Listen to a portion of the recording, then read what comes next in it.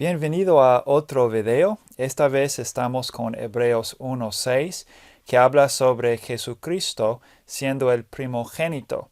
Entonces, a veces este versículo genera controversia porque puede que no sea muy claro cómo Jesús es el primogénito. Lo que vamos a hacer en este video es traducir y luego considerar la gramática y las indicaciones del contexto para mejor averiguar el sentido del versículo en general y de la palabra primogénito en particular. Vemos la conjunción de aquí que se traduce y a veces aparece siendo la segunda o tercera palabra en una oración, pero en español normalmente probemos primero la conjunción. Y de aparece con palin, que significa otra vez. Otra vez. Jotan es una combinación de dos palabras, joti, que significa cuando, y an, que puede ser difícil de traducir. An aparece con que significa sí, y cuando es así, aparece como eon. Puede aparecer con el pronombre relativo jos, como en joson, y significaría quien o quien quiera. Bueno, an es una partícula, entonces, que a veces añade al sentido de una palabra la contingencia. Por ejemplo, quien a quien quiera, cuando a cuando quiera. Pero no siempre. Entonces es una palabra que a veces es difícil de traducir. Joten no es muy difícil de traducir, significa nomás cuando. Así que vamos a escribir cuando aquí. Lo que pasa con palabras con an es que gramaticalmente demandan que el verbo que va detrás aparezca en el modo subjuntivo. Entonces, eisagage es un verbo en el modo subjuntivo. Viene de eis, siendo un verbo compuesto. Eis es una preposición. Eis más hago. Hago es un verbo bastante común en el Nuevo Testamento, pero eishago no es muy común. Esta es la única vez que aparece en el modo subjuntivo. Por eso vemos al final aquí la vocal temática alargada, y cuando eso pasa la iota se convierte en de subíndice. Y si este verbo viene de eishago, podemos preguntarnos, bueno, ¿y qué está haciendo aquí la extra gama, no? Eisagage y no simplemente eishage. No es muy claro por qué aparece la gama. Lo que es claro es cuando este verbo aparece como indicativo y el pretérito simple indicativo, que pasa varias veces en el Nuevo Testamento. La extra gama funciona como el aumento indicando que es tiempo pasado. Normalmente el subjuntivo no guarda el aumento, pero en este caso sí lo guarda. Y bueno, ¿cómo traducir entonces eisagage? El verbo significa hacer entrar o algo como traer. Y la traducción de la Reina Valera es muy buena. Ellos pusieron introducir. Entonces, otra vez, cuando introduce, porque es tercera persona singular, ton prototokon. La palabra medio controversial a veces, ¿verdad?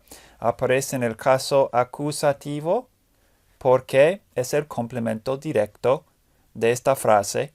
Y otra vez cuando introduce al primogénito,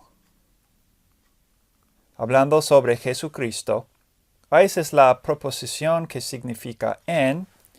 Ten oikumenen es un sustantivo que significa mundo. Entonces tenemos el mundo, lege, dice.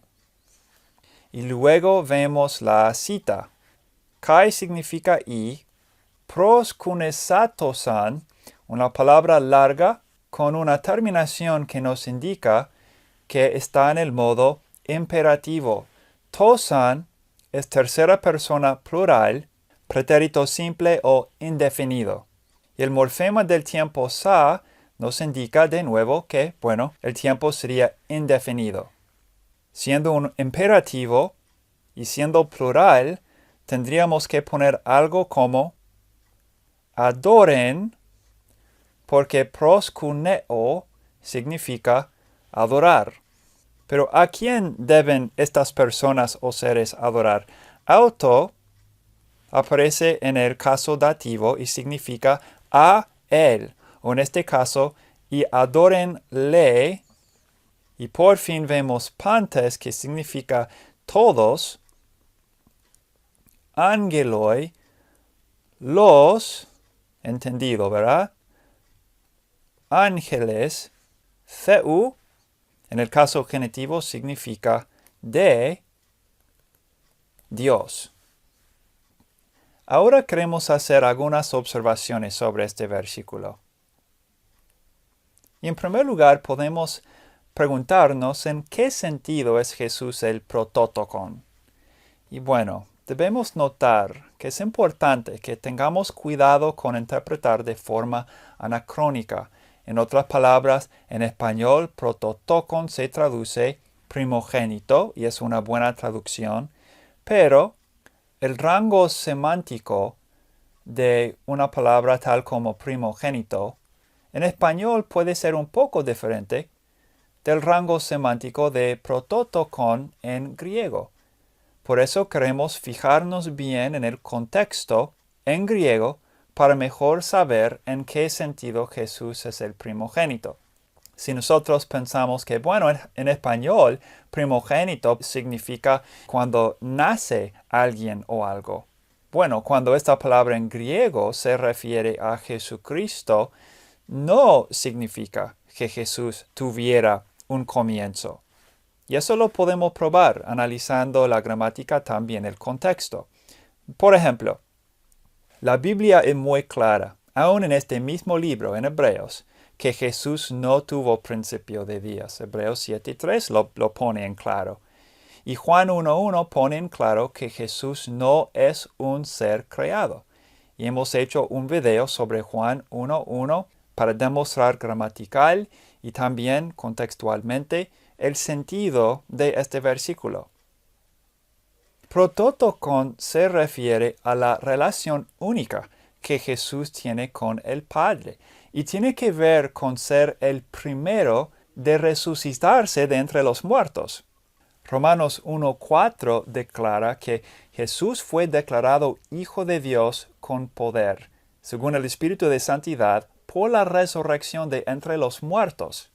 Jesús siempre era el Hijo de Dios, pero fue declarado Hijo de Dios por medio de su resurrección. Fue probado como Hijo de Dios por medio de su resurrección.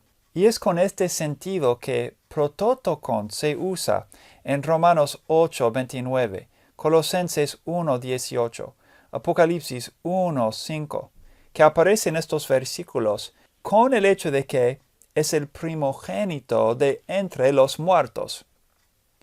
Y bueno, otra pregunta que debemos hacernos cuando leemos Hebreos 1:6 es ¿qué es la relación entonces entre Dios, los ángeles y los seres humanos? Algo que es claro de los dos testamentos es que los seres humanos no deben adorar a los ángeles.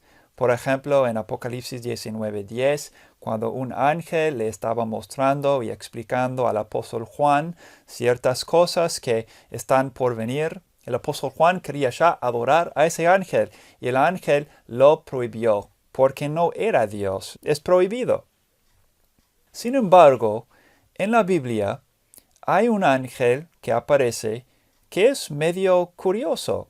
Por ejemplo, en Génesis 16:32, este ángel sabe el futuro, guía en los asuntos de los seres humanos en el mundo, a veces recibe la adoración y es el líder de entre los ángeles. Y sí, él debe ser adorado por su única relación con Dios, porque este ángel, que muchos están de acuerdo que cuando el ángel de Jehová aparece en forma de un hombre en el Antiguo Testamento y hace cosas que solamente Dios las puede hacer, bueno, es la forma preencarnada del Hijo de Dios.